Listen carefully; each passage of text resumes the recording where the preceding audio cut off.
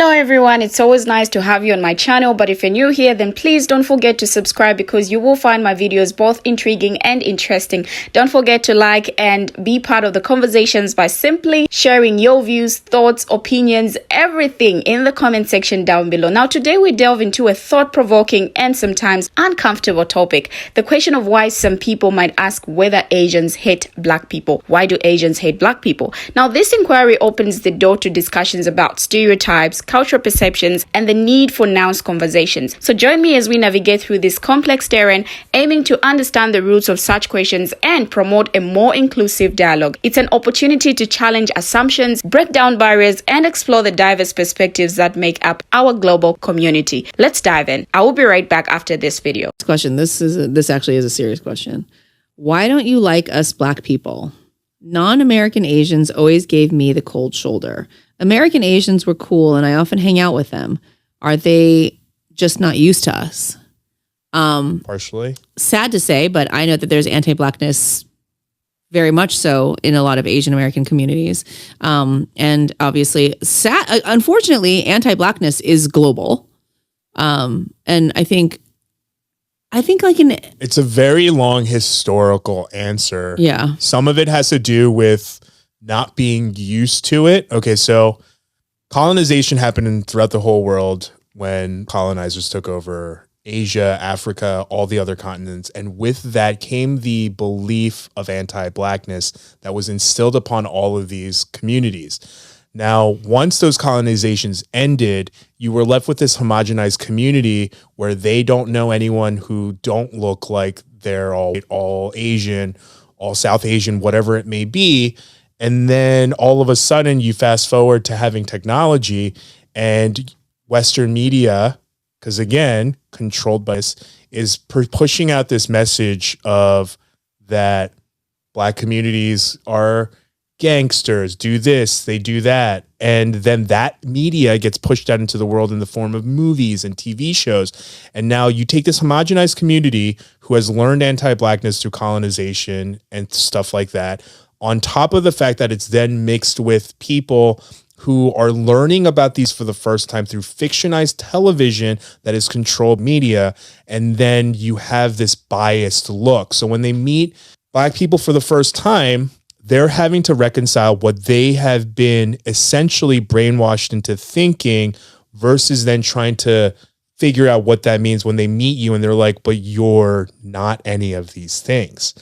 Which is the reason why you get a lot of people from Asia who are having to go through that discovery, and Asian Americans who grew up with that and know that those are things that are essentially propaganda, mind washing, to keep upholding this idea of, and instead of using the WS word, I'm going to say anti-blackness because one is, hand in hand, and they push this anti-blackness, then it's basically global propaganda. So then people are trying to, come to those terms. And instead of just being hateful, they may just not understand. Mm-hmm. You know what I mean? And I think that's like the short end of it. Yeah. I mean, I have nothing to contribute. That was very concise. A lot of people are just conditioned to believe that black people are whatever the conditioner wants you to believe they are. Yep. And, like my grandma, the only black people she had ever seen were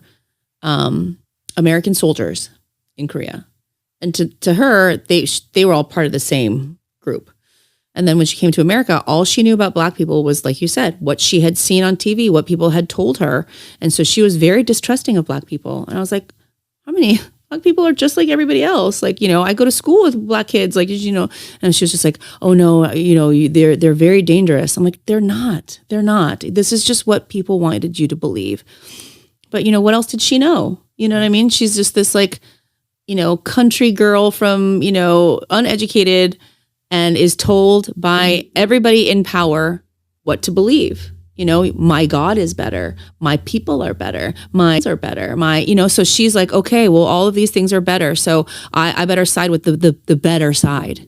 Now, to unpack this stereotype, we'll explore historical context, cultural influences, and individual experiences that contribute to the diversity of perspectives. In exploring the dynamics between different racial or ethnic groups, it's essential to consider the impact of historical events, cultural influences, and systemic factors. History has shaped collective memories and perceptions, influencing how communities view one another. For instance, understanding the legacy of colonialism, immigration patterns, or shared experiences of discrimination can shed light on intergroup dynamics. Cultural influences play a significant role as media portrays stereotypes and societal expectations contribute to the formation of attitude. Systemic factors such as institutionalized racism, economic disparities, and unequal access to opportunities can also influence intergroup relations. Recognizing these structural issues is crucial for comprehending the broader context in which interpersonal dynamics unfold. Now, to understand the anti-Blackness in Asian American communities, we need to begin by looking at the historical role played by WS in its creation. One of the earliest cases of pitting Asian Americans against African Americans was during the post-Civil War era, when Southern plantation owners replaced former slaves with Chinese laborers in an attempt to create competition. Plantation owners argued that the Chinese laborers were submissive and hardworking, unlike African Americans. Now, an associate professor of history at the University of Washington explains that this hardly reflected the reality of what was happening, but nevertheless, the rhetoric was pushed at the expense of two minority groups and for the benefit of exploitative palm color plantation owners. The next major tool of division was crafted in the post-World War II era, the model minority myth, which persists today. Asian Americans have been designated to be the example for other racial groups of how not only to overcome discrimination, but also to achieve success through their solid two-parent family structures, strong and supportive social networks, and complete dedication to education. Now, this kind of generalizing rhetoric inevitably pits Asian Americans against other racial minorities by making a flawed comparison between Asian Americans and other groups, particularly Black Americans, to argue that racism, including more than 2 centuries of Black enslavement, can be overcome by hard work and strong family values. The Asian American community is by no means the homogeneous, seamless group it is often portrayed as, so it's crucial to note who exactly this minority myth applies to and who is excluded. Now, the internal divide is also due to the colorism that's present in the Asian American community, which has roots tracing back to Asia. In The Significance of Skin Color in Asian and Asian American Communities, Initial Reflections, Trina Jones writes that the preference for ivory skin has historical roots dating at least to the mid-19th century, when upper-class Japanese men and women donned palm color lead powder makeup to indicate their elite status. The belief that this kind of skin is a symbol of beauty and indication of socioeconomic status is still deeply ingrained into the psyche of many Asians and Asian Americans. The demand for skin lightening creams for both men and women has been increasing in India, Japan, and China, and the global market for skin lightening creams is estimated to reach $19.8 billion.